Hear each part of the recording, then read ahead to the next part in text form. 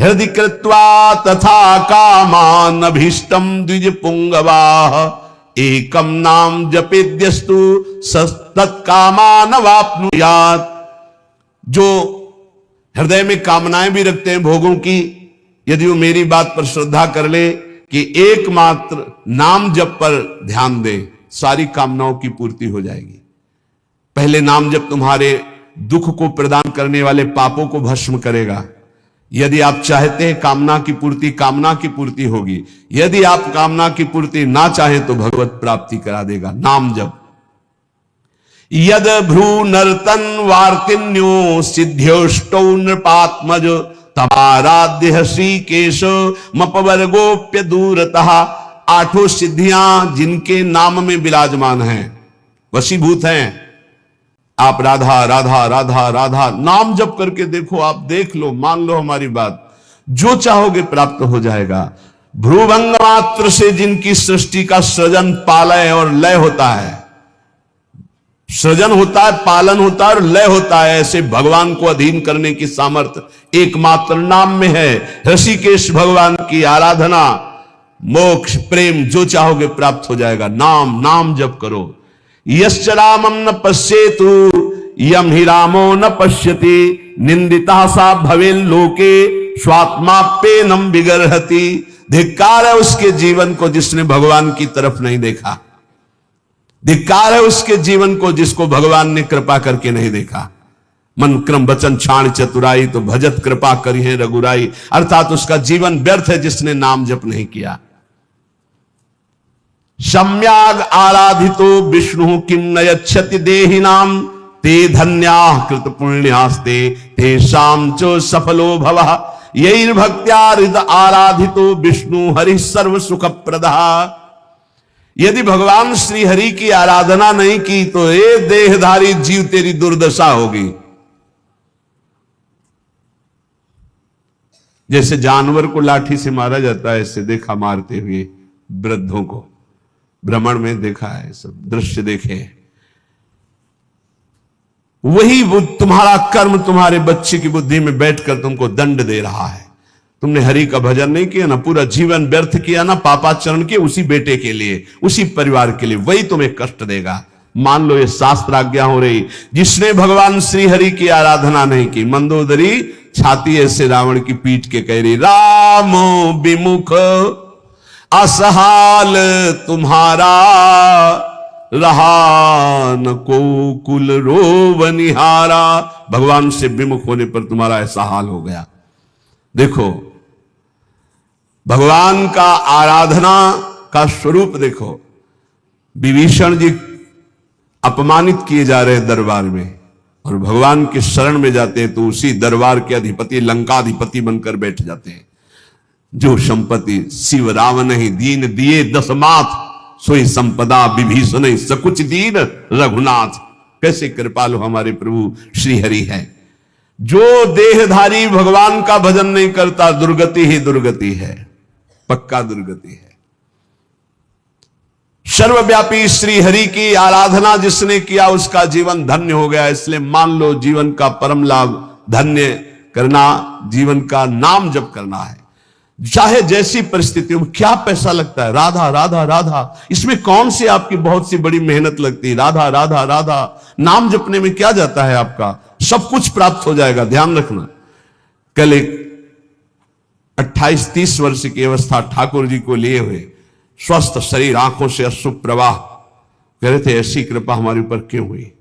मैंने तो कुछ ऐसा नहीं किया, बहुत ही गलत आचरण करने वाला, और आज ठाकुर जी को मैं जी नहीं सकता इनके बिना। ये क्या है? ये क्या संत वाणी का प्रभाव अंदर गया, जीवन के पूरे जीवन को परिवर्तन कर दिया, जीवन का जीवन परिवर्तन कर दिया। बहुत दुर्लभ ये बात है। यही सबसे बड़ा चमत्कार है। मन विषयी भोगों में लगा हुआ और हटकर प्रिया प्रीतम में लग जाए, सबसे बड़ा चमत्कार।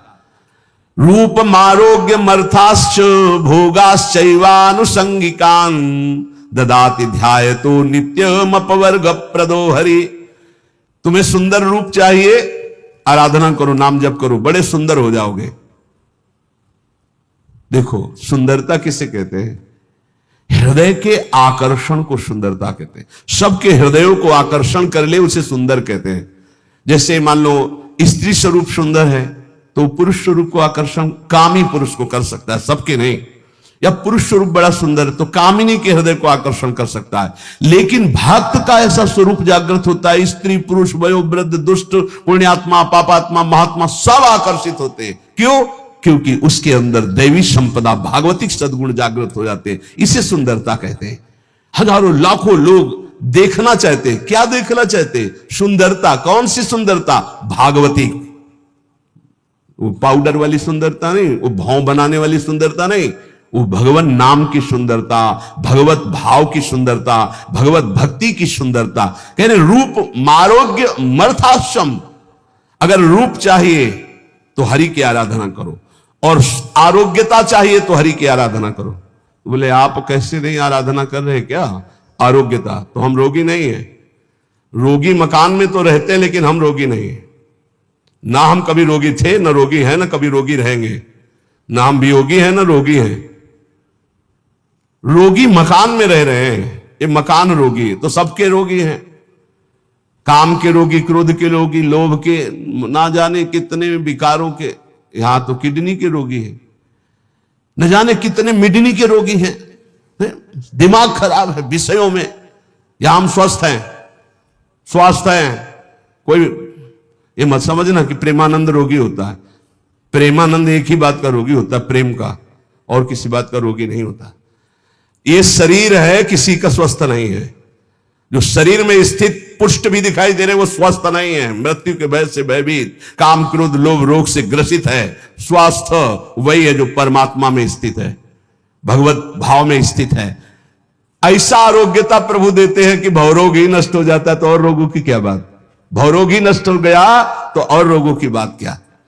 अर्थाश्च, अर्थ माने होता संपत्ति। इतनी बड़ी संपत्ति मिली है कि ब्रह्मा के पास भी नहीं है। कुंज महल की टहल सुख, दंपति संपत्ति पाई है। जैसे रूप लाल हित प्रीति सो जो 84 गाई है। हमें संपत्ति मिल गई, दंपत्ति प्रिया प्रीतम।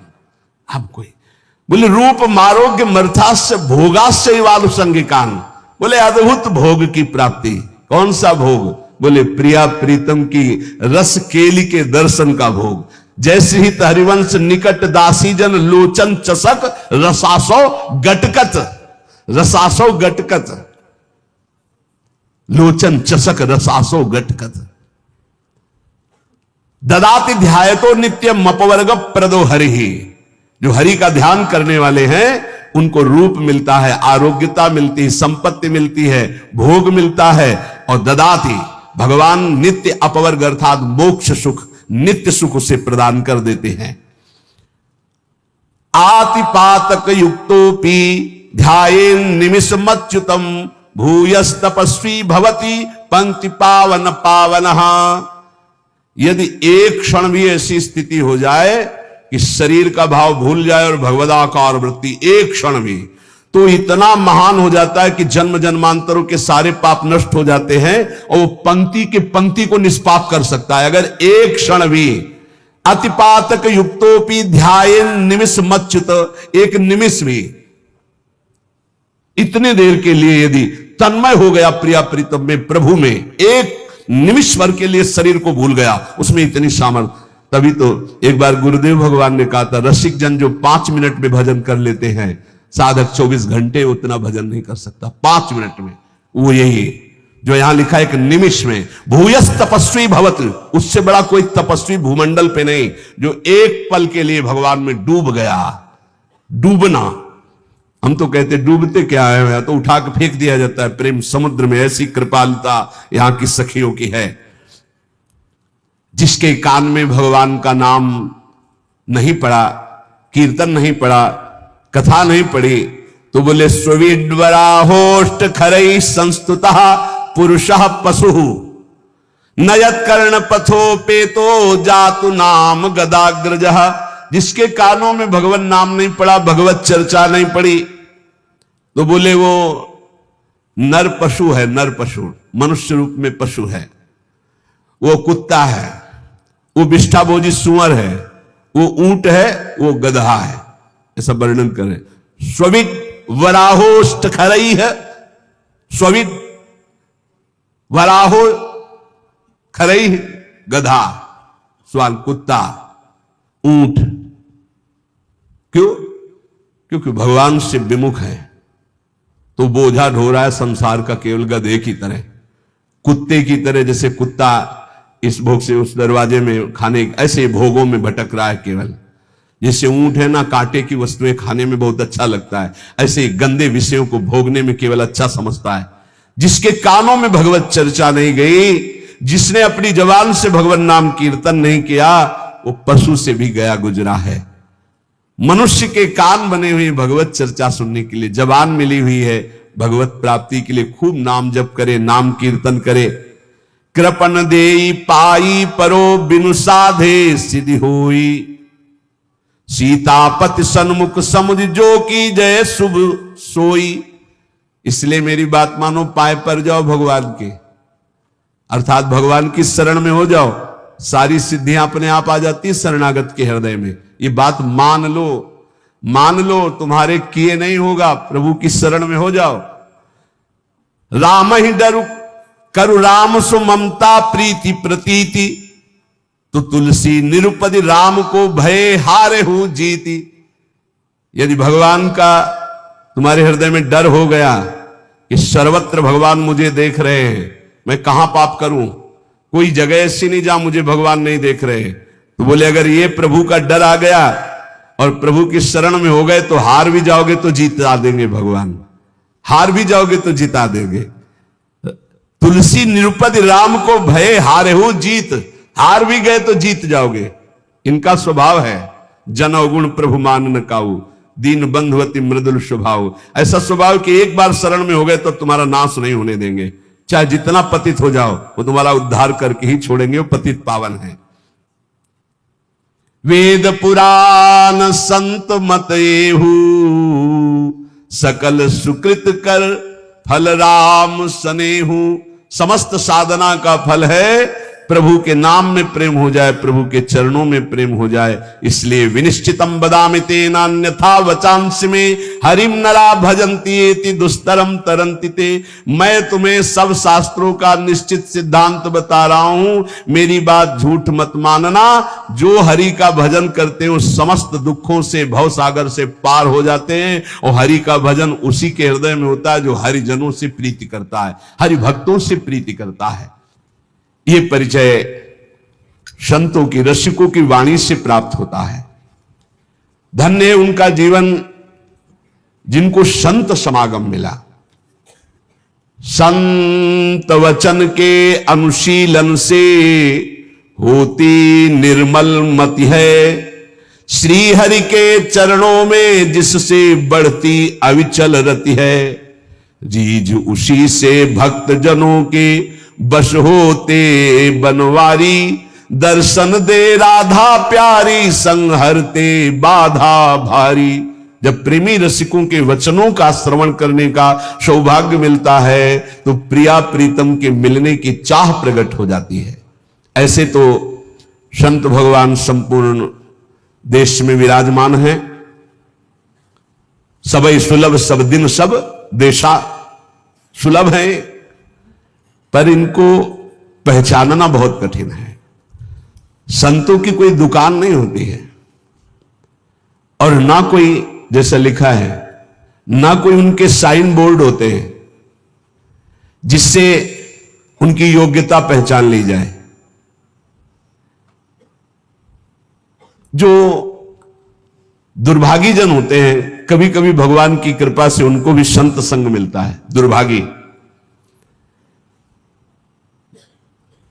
खलऊ करें भली पाय सुसंगु, पर मिटे न मलिन स्वभाव भंगु।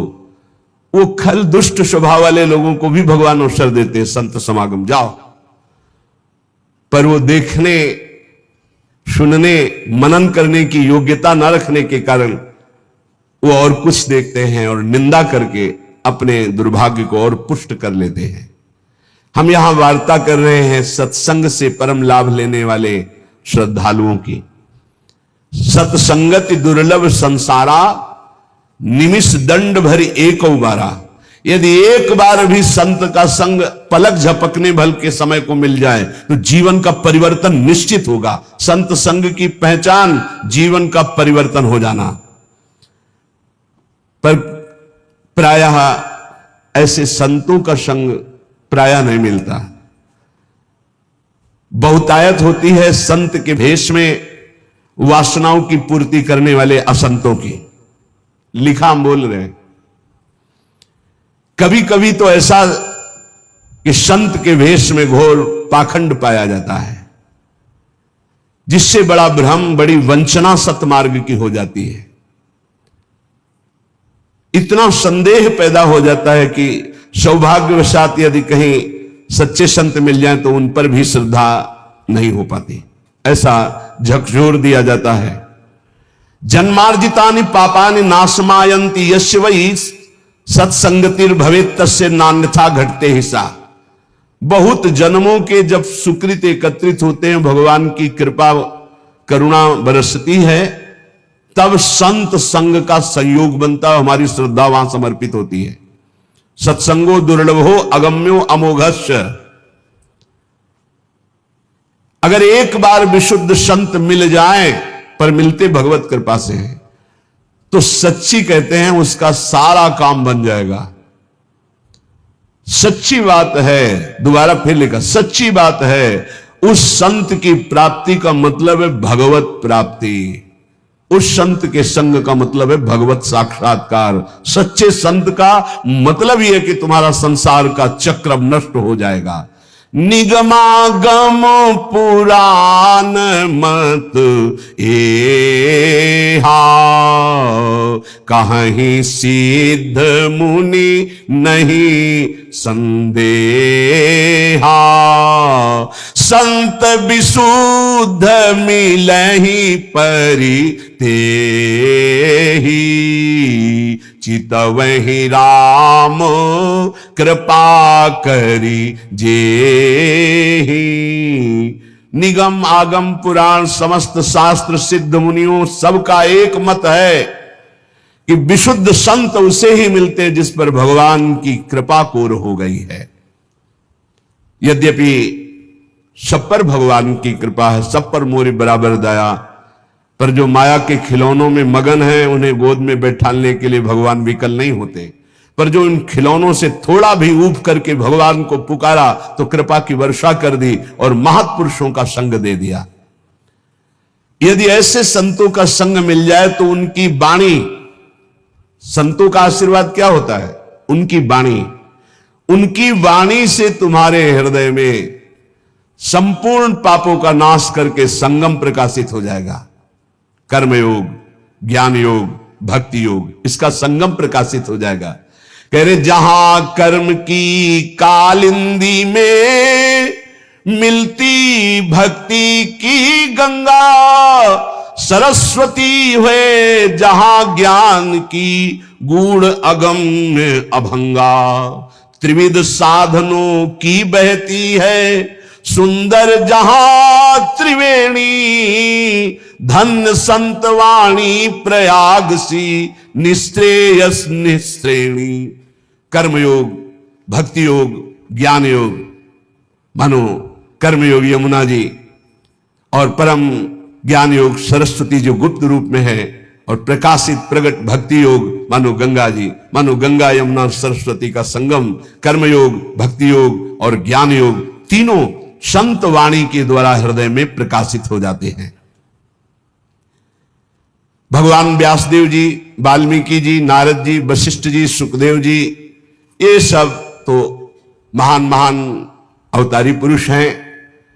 इन सबकी वाणी में जो शास्त्रों में वर्णन किया गया है, जो संतों ने वर्णन किया है, उसका जो अनुभव करके संतजन बोलते हैं, तो त्रिभुवन में कोई ऐसा नहीं है।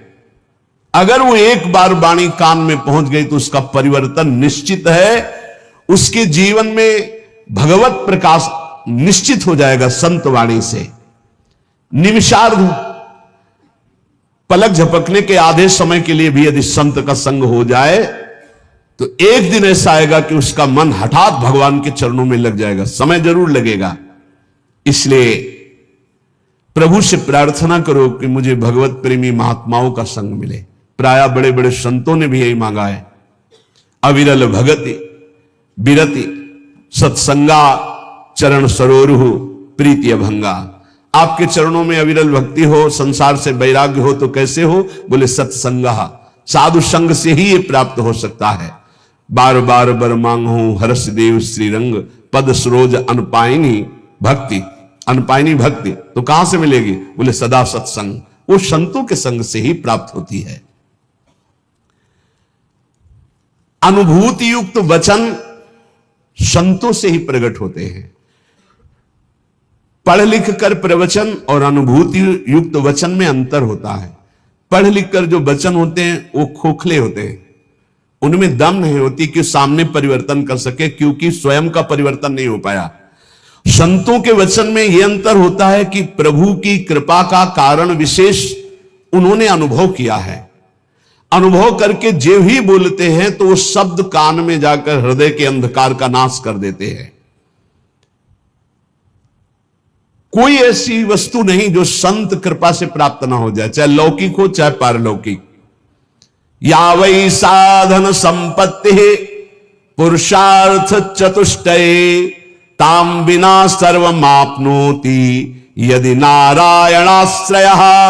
भगवान श्री हरि के जो आश्रित जन है उनका यदि संग हो जाए तो यद्यपि कहा गया है कि चतुष्टय साधन होने के बिना ज्ञान नहीं हो सकता, पर ऐसे संत जो भगवत आश्रित है उनके संग के प्रभाव से बिना अन्य साधनों के शुद्ध ज्ञान हो जाएगा और चारों पुरुषार्थ धर्म अर्थ काम मोक्ष चारों पुरुषार्थ प्राप्त हो जाएंगे।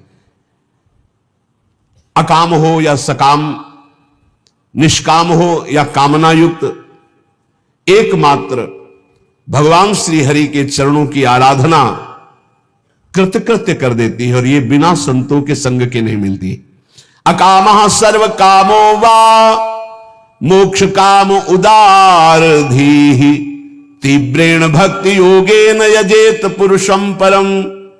जो कुछ चाहते हो, जो कुछ पाना चाहते हो लोक परलोक में, सब कुछ तुम्हें मिल जाएगा। नहीं चाहोगे तो मोक्ष भी मिल जाएगा, प्रेम मिल जाएगा, पर तुम उदार बुद्धि होकर भगवान श्री हरि की तीव्र भक्ति करो, परम पुरुष श्री हरि की आराधना करो, और यह होगी संत संग से। जब तक संत संग नहीं तो भगवान की प्रेम लक्षणा भक्ति या तीव्र भक्ति या विशुद्ध भक्ति हृदय में जागृत नहीं हो सकती। श्री देवर्षि नारद जी कहते हैं, मनीषितम ही प्राप्नोति चिंतयन मधुसूदनम, एकांत भक्ति सततम नारायण परायणा। भगवान जब कृपा करते हैं तो अपनी एकांत भक्ति प्रदान करने के लिए अपने एकांतिक प्रेमियों का संग देते हैं। नाथ कृपा ही को पंथ चितवत दीन हो दिन रात, होई धो के काल दीन दयाल जान न जात। रात दिन केवल प्रभु की कृपा की बाट जो होने वाले को भगवत महाप्रेमी इनका संग मिलता है, जो रात दिन भगवान की कृपा की बाट। प्रभु मैं तो अज्ञानी नीच अधम हूं, मुझे पता नहीं आपकी कैसे प्राप्ति होगी, अब आप ही कृपा करो। तो भगवान ऐसे संतों से जोड़ देते हैं। जब भारी व्याकुलता होती है, मुमुक्षुता होती है या भगवत प्राप्ति की चाह होती है। मनीषितम ही प्राप्नोति चिंतन मधुसूदनम, एकांत भक्ति सततम नारायण परायणा। देवर्षि नारद जी कहते हैं कि मनीषियों की कृपा से, संतों की कृपा से एकांतिक भक्ति का परिचय मिलता है, जो प्रभु का एकांतिक चिंतन होता है। यद दुर्लभम यद प्राप्यम मानुषो यन्न गोचरम, तदप्य प्रार्थितो ध्यातो ददाति मधुसूदना। जो दुर्लभ है, अप्राप्य है, वो संतों से प्राप्त किया जाता है। संतों के पास जाकर भोगों की याचना करना, रोग निवृत्ति की बात करना, कामनाओं की पूर्ति होना या वोट आदि के लिए बात करना, ये बहुत व्यर्थ की बातें हैं। ये आपका व्यवहारिक विषय, आप इसको देखिए। आप संतों के पास जाइए परम पद प्राप्ति के लिए, भगवत प्राप्ति के लिए, ईश्वर निरंतर चिंतन करते हुए कैसे हमको स्वीकार करे, इस बात के लिए जाइए। जो दुर्लभ है, यद दुर्लभम यद प्राप्यम मनुष्यो यन्न गोचरम, जहां मन की कल्पना भी नहीं पहुंच सकती है, भावना भी नहीं पहुंच सकती है, ऐसे भगवान के ध्यान, ऐसे भगवान के स्मरण का अधिकार भगवत प्रेमी महात्माओं के संग से प्राप्त होता है। भगवान ने भी श्री अर्जुन जी को जब बताया कि द्रव्य यज्ञ, स्वाध्याय यज्ञ, ब्रह्म यज्ञ, भगवद अर्पण यज्ञ, ये सब यज्ञ हैं। इन श्रेयान द्रव्य मयाद यज्ञास ज्ञान यज्ञ परंतप सर्वम कर्माखिलम पार्थ ज्ञाने परिसमाप्तये। अर्जुन, जितनी भी मैंने यज्ञ वर्णन की, द्रव्यमय यज्ञों से ज्ञान यज्ञ श्रेष्ठ है, क्योंकि ज्ञान यज्ञ में सब कर्म भस्म हो जाते हैं और जीव जीवन मुक्त हो जाता है। ज्ञान यज्ञ में एक होता है कृपा से ज्ञान की प्राप्ति होना, एक होता है साधन से ज्ञान की प्राप्ति होना। जब साधन से ज्ञान की प्राप्ति को होता है तो साधन चतुष्टय अगर नहीं है तो वो अज्ञानी है, चाहे जितना ज्ञान वर्णन कर रहा हो। पहला साधन चतुष्टय है विवेक, दूसरा है वैराग्य, और तीसरे में 6 साधन है। इसे षट संपत्ति कहते हैं। सम, दम, श्रद्धा, उपरति, तितिक्षा और समाधान, और चौथा है मुमुक्षुता। ये 4 बातें होने पर ही वो ज्ञान मार्ग का अधिकारी हो सकता है। विवेक, विवेक कहते हैं जिसके अंदर सत असत का ज्ञान हो। सत्य क्या है और असत क्या है। तो वेद कहता है ब्रह्म सत्यम जगन मिथ्या, पूरा संसार झूठा है। सत्य है इसमें तो केवल ब्रह्म है, अन्यथा नहीं। जैसे भगवान शंकर कह रहे उमा कहूं मैं अनुभव अपना, सत हरिभजन और जगत सब सपना। सपने की तरह मिथ्या, जैसे स्वप्न में कुछ भी सत्य नहीं होता, ये जगने पर पता चलता है, ऐसे ही संसार में भगवान के सिवा कुछ सत्य नहीं है। ये तब पता चलेगा जब तुम्हारे अंदर ज्ञान प्राप्त हो जाएगा, ज्ञान जागृत होगा। पहला है विवेक, सत असत का ज्ञान हो जाना, इसे विवेक कहते हैं। दूसरा है वैराग्य। वैराग्य का तात्पर्य है लोक परलोक के समस्त भोगों से भोगने की इच्छा का त्याग, भोग में सुख बुद्धि का त्याग, समीप भोग होने पर भोगने की ना इच्छा होना, इसे वैराग्य कहते हैं। अब षट संपत्ति का वर्णन, बोले षट संपत्ति में सम, मन को इंद्रियों के विषयों से हटाकर अपने लक्ष्य में लगाना, उसे सम कहते हैं। और इंद्रियों को विषयों से हटा करके लक्ष्य पर स्थित कर देना, उसे दम कहते हैं। इंद्रिय और मन पर विजय प्राप्त करने को